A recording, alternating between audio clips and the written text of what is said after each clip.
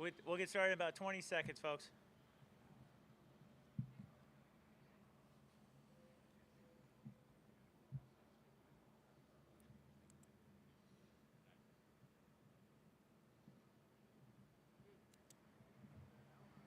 Nope.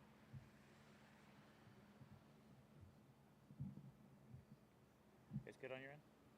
Good.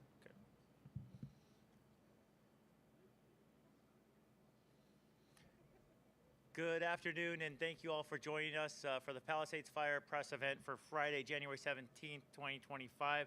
My name is Thomas Schutz, Public Information Officer for the Palisades Fire. A quick update on the figures for this incident. We're at 23,713 acres. The fire this afternoon is 31% contained, and we have 4,471 personnel assigned to this incident. We'll go ahead and kick things off with our Operations Section Chief.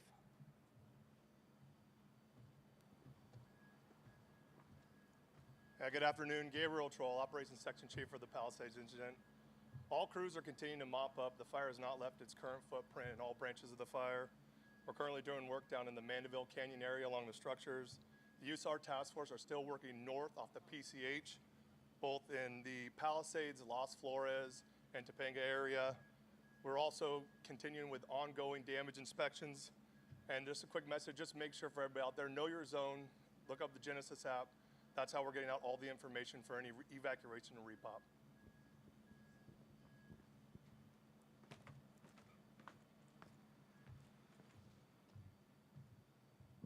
Next up, our incident meteorologist.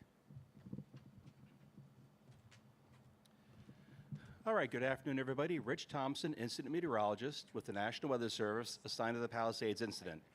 Forecast-wise, today through the weekend, we're looking for very typical mid-January conditions here across the fire. Going to have a nice southerly onshore sea breeze each day this weekend, bringing in cooler temperatures and higher humidity. So those cooler temperatures, the higher humidity, and the much weaker winds are going to be very good for the firefighting efforts this weekend. Unfortunately, beginning Monday, continuing through most of next week, we have a return of Santa Ana winds to the area.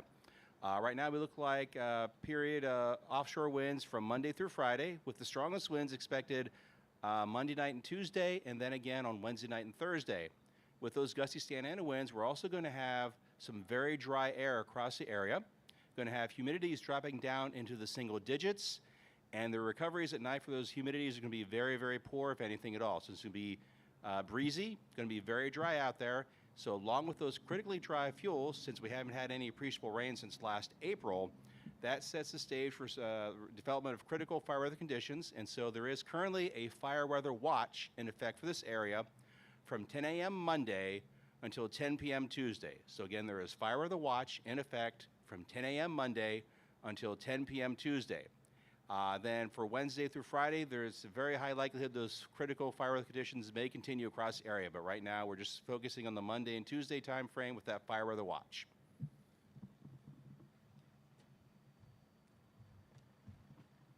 I'd now like to invite all the speakers up to the stage.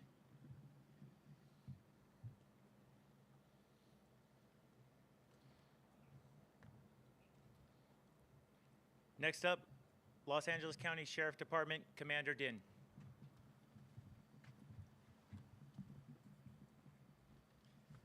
Hello. I would like to express my deepest and sincere sympathy to all fire victims across LA County. My name is Min Din, Commander for the Los Angeles County Sheriff Department. Currently serve as one of the Unified Incident Commanders for the Palisades Fire. We have more than 300 personnel from the Sheriff Department, including the search and rescue team, our National Guards members. We are working on the ground to support the range of critical operation. Additionally, the California Highway Patrol has deployed more than 24 officers and 5 supervisors today to assist us with our efforts. These efforts including looter suppression, roving security patrols, road closures, and humanitarian efforts. We currently have made 17 arrests related to this fire. would involve lootings, unauthorized entry into the emergency area, impersonating a firefighter, as well as possession of weapons, illegal narcotics, and other charges. Sadly, as of this afternoon, we have 6 confirmed fatalities within the LASD jurisdiction due to the fire. We work collaboratively with LA County Fire Department, Urban Search and Rescue Team, and all the agency. We are conducting ongoing searches and rescue operation in the impacted areas. Our goals is to ensure the safety of the residents, locate any missing persons, and clear any hazards before re-entry is permitted. We understand the community desire to return home, and it's remain our top priority. Many areas are still being actively worked to ensure the safety of our residents and of our fire personnel. Additionally, significant road damage, debris, and hazardous conditions are present in the burn area, further complicating safe entry. LA County Sheriff Department has announced an update for repopulation of impacted communities by the Palisades fire effectively 12 p.m. today, Friday, January 17, 2025. You live in this area and have been given permission to return to your home. Please have proof of residency to avoid any further delay in your re-entry. We ask that you are returning to your home. Please stay vigilant and report any suspicious activities that you may encounter. All the road closure and evacuation area for the Palisades fire remain in effect. For up-to-date information on evacuation zones, please visit protect.genesis.com. I will provide you with the phonetic spelling of this. PROTECT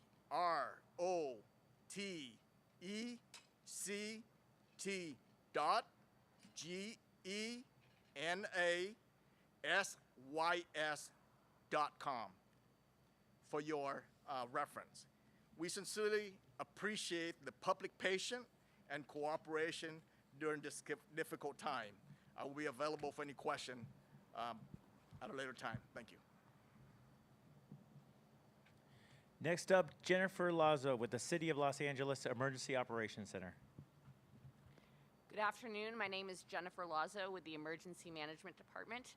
The City of Los Angeles Emergency Operations Center remains activated at Level 1, its highest level, with representatives from all city departments and leadership from the Los Angeles Fire Department and the Los Angeles Police Department. The recovery team remains focused on the long-term recovery of the people of Los Angeles, and it has a goal of linking those impacted to the resources that they need to be able to return home and deal with the damage. We have resources for everyone, whether or not they have already returned home. At lacity.gov, click on the LA Wildfire Recovery link, where you'll find a variety of forms of assistance, damage assessment claims, and information to help locate pets in the evacuation area. Sometimes, though, you need to talk to someone in person to make those first steps. For that, we have the Disaster Recovery Center located at 10850 Pico Boulevard at the UCLA Research Park. This is a one-stop resource center for residents, business owners, and those who were employed in the impacted area. At this center, you can replace lost vital records, get resources on making your home livable, such as cleaning ash and restoring utilities, and apply for disaster relief loans and assistance from public and nonprofit agencies that can help cover things like current living expenses, food, clothing, and temporary housing. You can replace medication and get mental health counseling and referrals, get assistance for your business, and a variety of other services. Since it has opened, nearly 1,000 households have received assistance from this center, and you can go back again and again to continue to get the services that you need. It's open 7 days a week from 9 a.m. to 8 p.m. and will remain open to support those impacted. More detailed information and links are available at lacity.gov and the Unified LA social media accounts. We've purposefully put this information into many places, the city website, the county website, so that you can easily access and verify what's true. We want to make sure that you have one place that you can go to look for true sources of information during this time of disaster. It's an emotional and frustrating time, and the information does continue to change as the fires evolve and the recovery continues. The city family is doing everything that we can to support you in this time as we all recover together. Thank you so much. Next up, United States Representative Brad Sherman. Hello, I've been known for decades as Congressman Brad Sherman from America's best named city, Sherman Oaks. 2 years ago, they added some areas to my district, including all of the Palisades, Malibu, Brentwood, the areas affected by the fire. I want to thank the firefighters, and I want to take an opportunity to thank the international firefighters, since I'm involved in foreign policy. Canada, Mexico, and Israel have all sent contingents. Now, what's on people's minds the most is, can they get back into their homes? Announcement was made yesterday with regard to the following areas, and this is just general. I'm going to get very specific in a second. Nearly all Encino residents are allowed to return. There's a small portion south of the Encino Reservoir that remains under an evacuation order. Brentwood, all the areas east of Canyonback Road, which then turns into North Kentner, are opening to residents.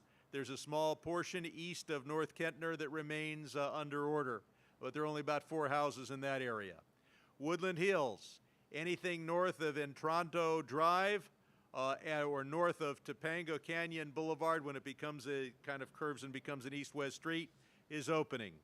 Topanga area, anything north of Topanga Skyline Drive is opening to residents.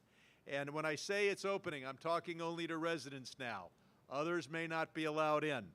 Finally, Calabasas, north of Mulholland, is opening to residents. But what you should do, and this is going to change from time to time, a lot of people are anxious. When can I get in? You go to the website. Others have said that website. It's Genesis with an unusual spelling, protect.genesis.com. But when you look at that screen, you may be confused. There are all kinds of flashing lights that are going to say evacuation and warning.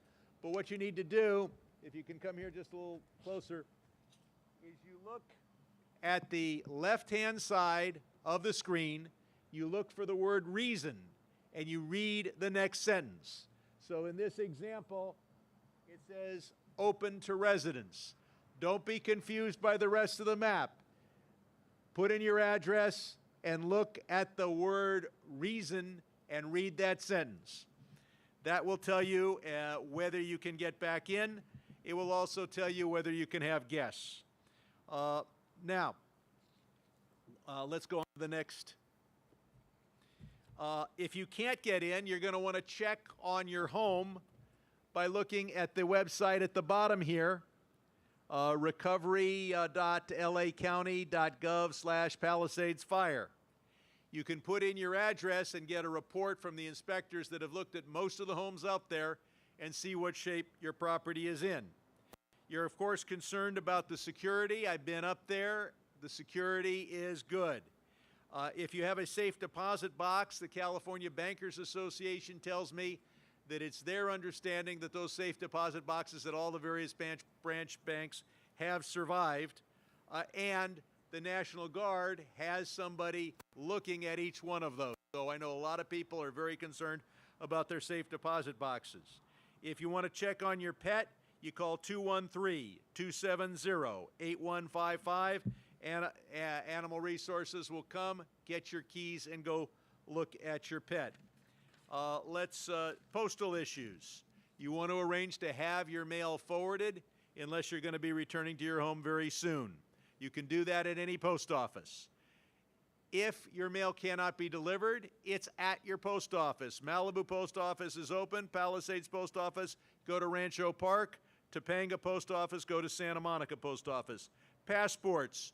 They're opening up in Westwood at the Federal Building on Tuesday, by appointment only. If you have an urgent need to travel, call us, Congressman Brad Sherman, 818-501-9200. We have the Disaster Resource Center at what used to be called the West Side Pavilion. That's at 1050 West Pico. It's open from 9 a.m. to 8 p.m. A lot of hours. The DMV is there, so if you need, if you need ID, it's a lot easier to deal with the Department of Motor Vehicles than to deal with the State Department and get a passport. If you want to know about dealing with your insurance company, I've got some guidance at bradsherman.house.gov. Taxation. A lot of people concerned about property taxation that have lived in the Palisades for a long time. Under Prop 13, they have a low valuation on their property for property tax purposes. If you rebuild, you can keep that low valuation as long as what you rebuild is pretty much what was destroyed, or I believe it's up to 20% larger. But if you rebuild a mansion, then you didn't have a mansion before, you're going to be subject to property tax reassessment. Income taxation. First, all the deadlines throughout LA County have been extended for income taxation, federal and state, all the way to October 15th. That's for payment, no interest on the payment, and that's for filing. Second, as I'll get to in a second, you're going to be receiving grants from FEMA or for the state. If you get this grant, it is tax-free. You can deduct your casualty loss as an itemized deduction, and you pick it whether you want to put it on your 2004 tax return, even though this is a 2005 fire, or you can put it on your 2005 tax return. You put it on your 2004 tax return, you may help your cash flow right now. You get to deduct as an expense your uninsured loss as long as it doesn't exceed the basis in the property. What's your basis in the property? What you paid to buy the house, improve the house, and what you paid for everything else that was lost at the house. If your insurance proceeds exceed your basis in both your house and the improvements and everything else you lost, you will have capital gain. However, if you've lived in the house for a couple of years, that gain is exempt from tax. $250,000 for single people, $500,000 for joint return. Now let's go on to the next slide, because a lot of people are uninsured and they say, I want some money from my government. You can get $770 right up front. Then you're going to have to show FEMA what insurance coverage you have. You can then get up to $43,600 for replacing your house. Another $10,000 then is triggered as the state's match. There's $43,600 for replacing everything other than your house, your furniture and your car. And so that's $97,970 as a maximum, plus substantial rental assistance if you have to rent a place. Obviously, you can't rebuild a house even for $97,900. That's why I've got to go to Congress and do my best to get this increased for those who have suffered in the Los Angeles fires. I've got 10, maybe a dozen members of Congress coming here tomorrow. We're going to take them up to the Palisades and mobilize the effort to have Congress do more than what I'm describing here. In addition, to the grants, there are loans. $500,000 to rebuild your house, $100,000 to replace your cars and furniture. The interest rate is 4% or less, usually less. 12 months you don't have to pay, but the interest is running. What about businesses and nonprofit organizations? Can borrow up to $2 million. Usually the interest rate is 4% or less. It can be higher. 12 months you don't have to pay, make the payments, but the interest is running. And that is to deal with not only the physical losses, but the lost sales and economic injury. So I've gone on for a long time. I want to thank President Biden for doing absolutely everything that is allowed for him to do. mostly to make sure that our government agencies are paid for their firefighter costs and the rebuilding effort, including Palisades High School. But we're going to have to do a lot more. And finally, we've got to build back better. Current state law says if you're building back in the Palisades, it has to be up to the code, the fire prevention code that otherwise wasn't, that's applicable to all buildings built after 2008. We know that fire code works. We haven't analyzed this fire, but we saw in Paradise, Northern California, 55% of those homes that met the new code survived. Only 18% of those who didn't meet the new code survived. We're going to have to do a lot of thinking about how to make our society more safe from fire and more resilient. I'm Congressman Brad Sherman. Thank you for letting me speak way too long. Next up, Los Angeles County Board of Supervisors, Lindsay Horvath. Thank you very much. Our focus in this moment is keeping people safe while we repopulate the evacuated areas and providing clear communication on who can come back and when. We're prioritizing access to residents' homes that survived the fire to allow time for the EPA and relevant agencies, including utilities, to do their cleanup work. This work is extensive, it is complicated, and it is essential. Understand this is not returning to normal. You may or may not have water access, power, or gas. Utility infrastructure is damaged throughout the fire-impacted region, and time is needed to effectively address all of these issues. When you return, be prepared to arrive with an N95 mask. Airborne toxins remain in these areas, and your health and your safety are critical. Be prepared to show ID or proof of residency. This is why our disaster recovery centers are helpful centers to provide you with that documentation if you do not already have it. You can coordinate with our sheriff and National Guard to ensure resident access is smooth in these allowed areas. We are coordinating with them so they can communicate with you. Our impacted community members deserve safe and swift access to their property. That is our goal. We will be here in our 3rd District office to walk with you every step of the way. There are many steps. The status of underground utilities, safety of the PCH, hillsides and mudslide vulnerabilities, clearing out this toxic debris, all of it will be a long road, but we are in it for the long haul with you. We've heard concern expressed that when the cameras go away, people will not be there. We will be there. Our 3rd District team will be there every step of the way. With regard to services, once again, our Disaster Recovery Center is open from 9 a.m. to 8 p.m. every day. I visited again yesterday. Resources from city, county, state, and federal government are there to help you. This is also a reminder that FEMA assistance requires that you apply by March 10th. You only have 60 days from the time the president signs that. That is March 10th, and from that point, you also have 18 months to complete the paperwork.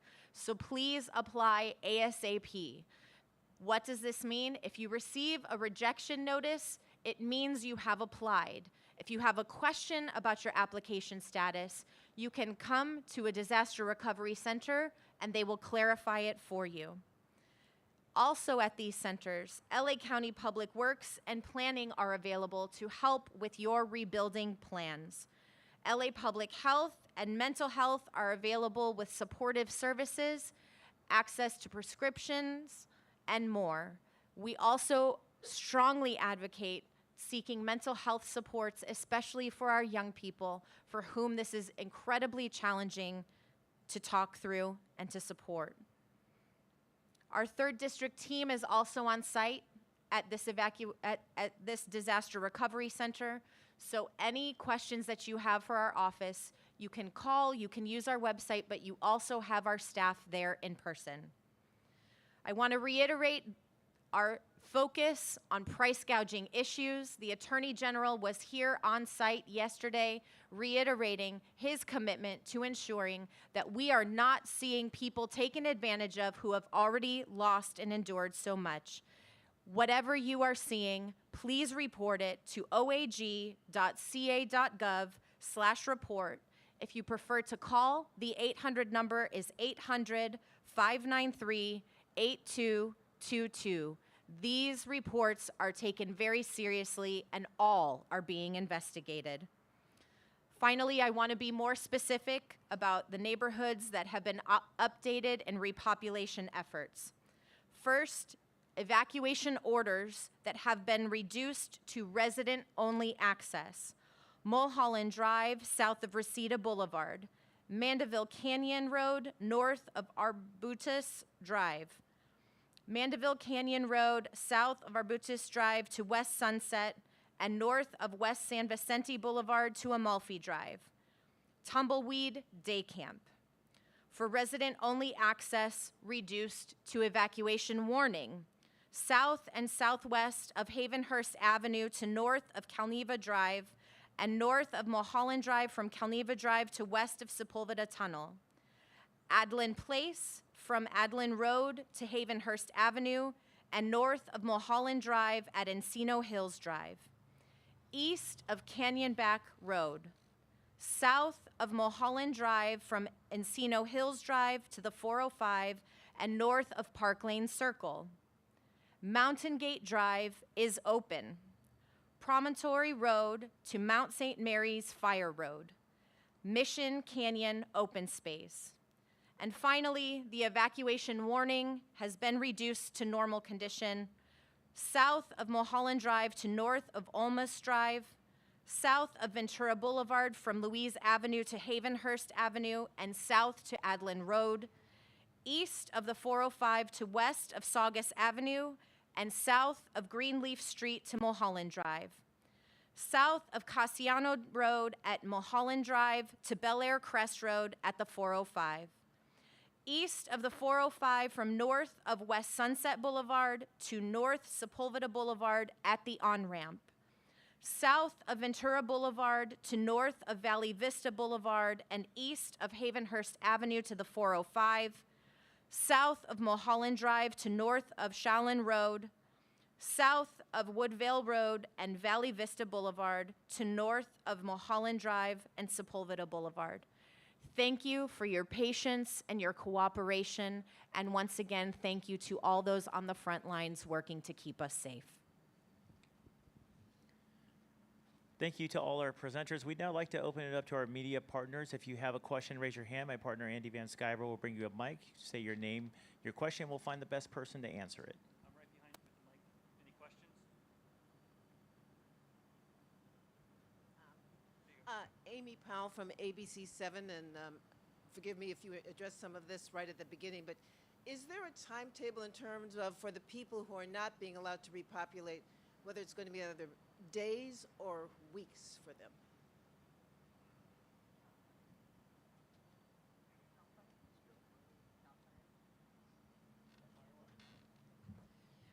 CAL FIRE leadership is in charge here at Incident Command, and they make determinations each day about which areas can be repopulated and what conditions are safe for folks to do so. So I would ask a representative from CAL FIRE to talk about what that process is so people can understand what is happening here in order for them to be allowed back into their neighborhoods and what that process looks like.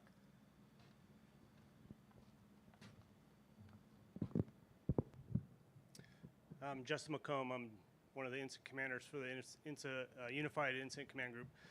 In terms of the timelines, you know, we were successful in being able to repopulate some of the areas around the perimeter of the fire. The interior of the fire that's still left has a tremendous amount of damage, but we're partnering with all of our utility companies and all of the other cooperators from roads and gas and water, and we'll get there. It's going to be a tough task, but we've got all the people we need here on site. But at this time, I can't give you a timeline.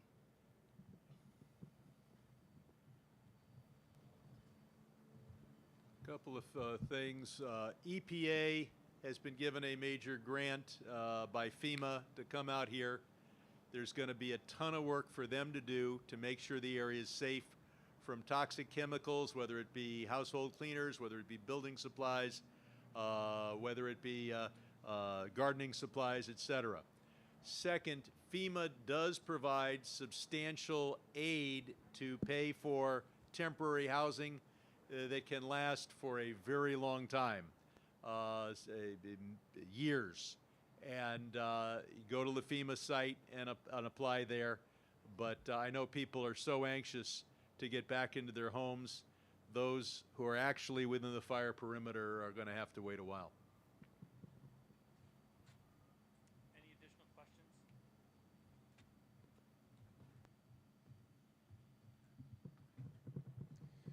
Thank you very much for joining us and for the questions. That concludes our presentation. A reminder that we do have a virtual community meeting tonight at 6:30. Link is available on the Palisades Fire website, fire.ca.gov, and click on Palisades Fire. You'll see the link there for the YouTube link tonight at 6:30 virtual community meeting and through the weekend as well. Thank you.